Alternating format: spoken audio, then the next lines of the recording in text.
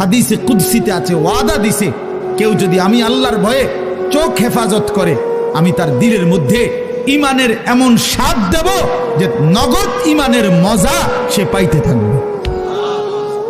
খুদার কসম এটা হাদিস। মান তারাকাহা মাখাফাতি আবদালতুহু ঈমানান ইয়াজিদু হালাওয়াতাহু ফি কলবি। তাহলে গুনাহ ছেড়ে দিলে, আল্লাহকে মেনে নিলে, আল্লাহর ইবাদত করিলে খুব কঠিন কিছু না, খুব কঠিন কিছু না।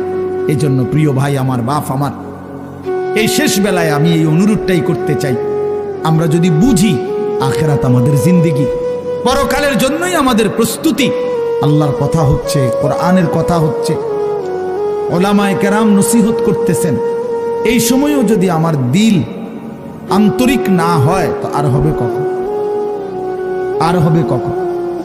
কোরআনুল কারীমের মধ্যে আছে, আল্লাহ তাআলা বলেন ফাবিআইয়ি হাদিসিন বা'দাহু ইউমিনুন। আল্লাহ তাআলা বলেন, বান্দা এই কোরআনের চাইতে দামি আর কোন কথা বললে তুমি বিশ্বাস করতা? তুমি বলো।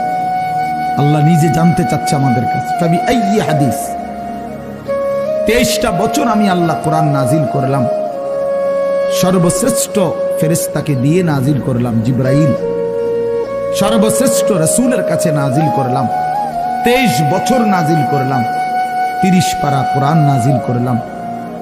আল্লাহ তাআলা জানতে চাচ্ছে আমাদের কাছে, বান্দা বলো না এরপরে এর চাইতে দামি আর কোন কথা বললে তুমি ঈমান আনতা, বিশ্বাস করতা, মেনে নিতা? তুমি বলো, তুমি বলো। এজন্য কোরআনুল কারীমের প্রতি আন্তরিক হওয়া, আল্লাহর কথার প্রতি সর্বোচ্চ মনোযোগী হওয়া, এটা আল্লাহর আদেশ, কোরআন শরীফের আদেশ এটা।